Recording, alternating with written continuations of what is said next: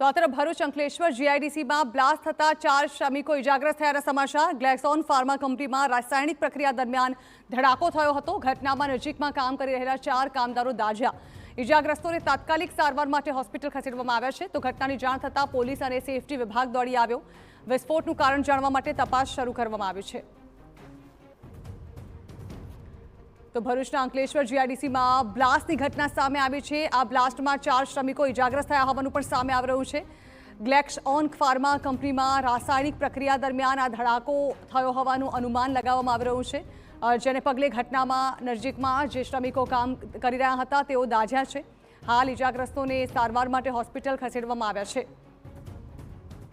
આ અંગે વધુ માહિતી સંવાદદાતા અંકિત મોદી આપી રહ્યા છે। અંકિત, જાણવા માંગીશું બ્લાસ્ટની ઘટના શું છે અને હાલ શું પરિસ્થિતિ છે ત્યાં?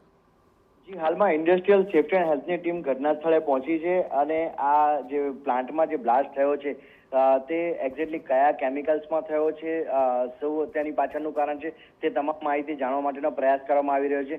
બીજી તરફ આખા મામલામાં જે 4 ઇજાગ્રસ્તો છે તેમને હોસ્પિટલ ખસેડવામાં આવ્યા છે, જે પૈકી 2 કામદારોની હાલત નાજુક હોવાનું પણ જાણવા મળી રહ્યું છે। આ તમામની વચ્ચે હવે industrial safety and health, GPCB અને પોલીસે પોતાની રીતે સ્વતંત્ર તપાસ શરૂ કરી અને ઘટનાના મૂળમાં જવા માટે પ્રયાસ શરૂ કર્યા છે। જી બિલકુલ, આભાર અંકિત। તો જીઆઈડીસીમાં બ્લાસ્ટની ઘટના સામે આવી છે, જેમાં 4 લોકો ઇજાગ્રસ્ત, તમામને સારવાર માટે ખસેડવામાં આવ્યા।